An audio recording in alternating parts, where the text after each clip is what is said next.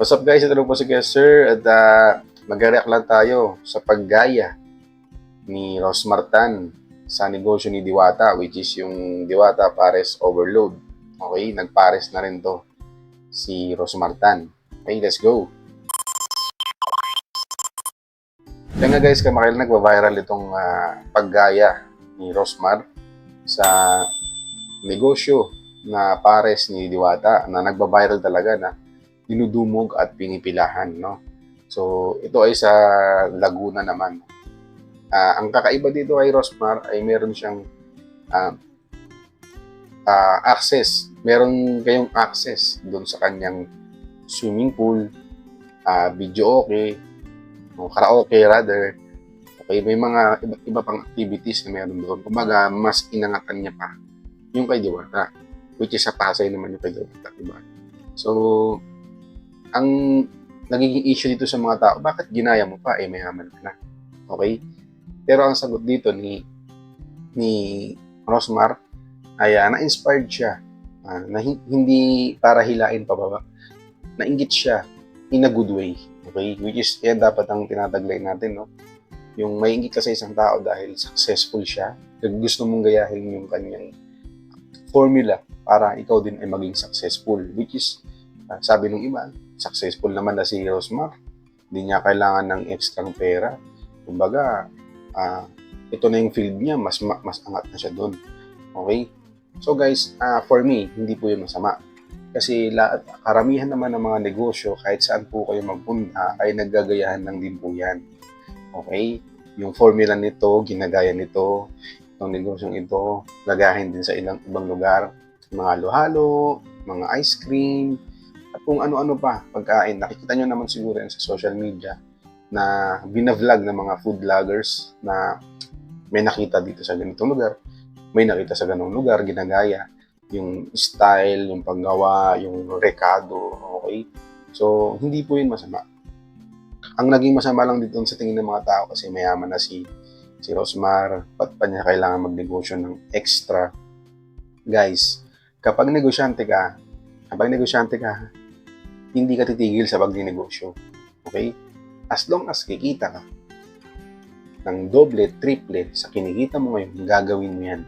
Lalo kung may sapat kang puhunan, meron ka nito, okay? Meron kang resources na pwedeng gamitin sa pag-i-start. Gagawin po yan ng isang negosyante. Okay? Hindi pwedeng titigil na kumikita ka ng 100k sa isang buwan. Tapos may means ka magnegosyo na may potential kumita ng another 100k sa isang buwan. Itatry mo yun guys. Susubukan mo yun at gagawin yun. Hindi dahil gusto mong tapatan si Diwata, gusto mong talbugan yung kanyang negosyo. Hindi po ganun yun. Sa akin hindi ko ganun din naman po yung mindset ng iba. Pero karamihan po sa nakikita ko sa mga comments ay negativity. Which is sabi nila, naiinggit lang daw tong si Rosmar kasi patutong si Diwata. Gusto niya siya rin usapan. Guys, hindi po yun dahil doon. Kasi si Rosmar, sikat na yan. Bago pa kay Diwata. Okay? Ang dami pong sumasakay sa vibe o sa wave na sinasakyan ni Diwata. Pero, kung sikat ka na, hindi mo na yun kailangan. Okay? Gagawin lang po yan ng mga nag-i-start. Okay? Siguro, gaya ko, nag-i-start po ako. Yun. Sasakay-sakay tayo sa mga ganito, pag-usapan natin. Pero yung mga sikat na katulad po ng yan ni Rosmar, sumikat na po yan. Kilala na po siya bago pa po kay Diwata. Mayaman na po siya before pa. Okay? May means naman po siyang magnegosyo ng pares. Okay?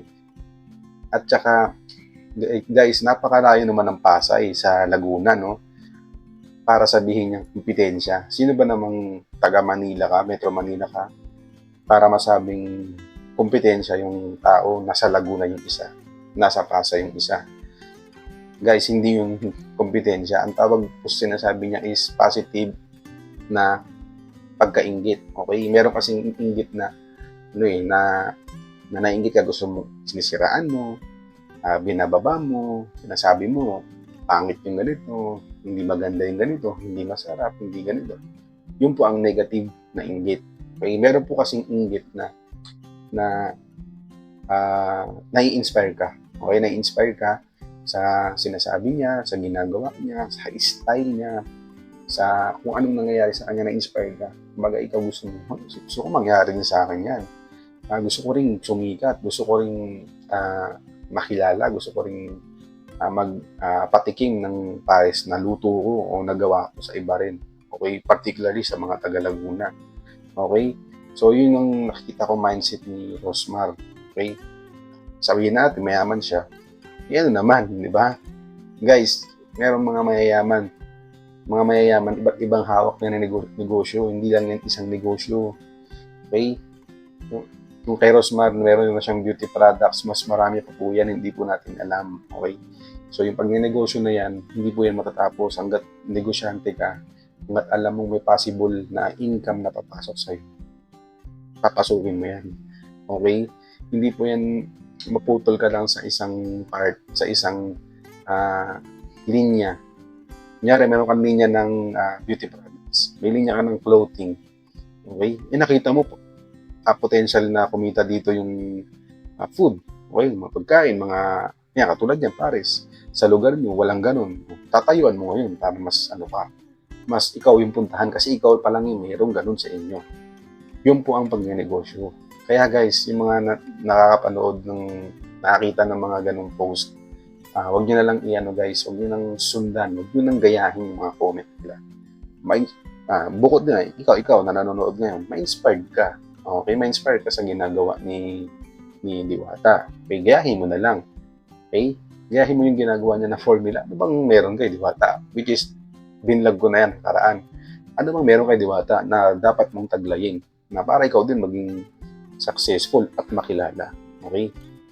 Panoorin nyo yun, guys. Okay? Panoorin nyo. Nandun lang yan sa previous videos ko. So, guys, ang aral dito is, wag po kayong mainggit negatively. Okay? Wag po kayong mainggit negatively. Pwede po kayong mainggit positively. Yung nai-inspired kayo, namomotivate kayo.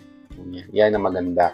Kasi once na namotivate ka sa ginagawa ng isang tao, is pag ginaya mo yung ginagawa niya, baka may mas mamotivate din sa'yo mismo.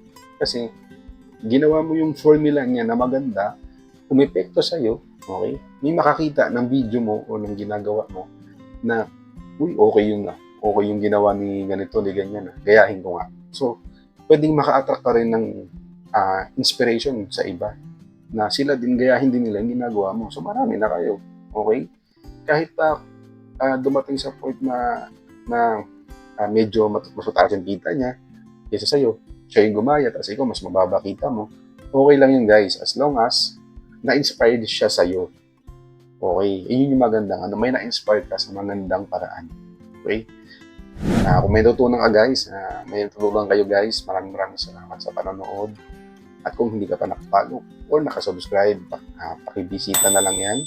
Okay, meron po ako sa Facebook, saka meron din po ako sa YT. Maraming salamat. God bless.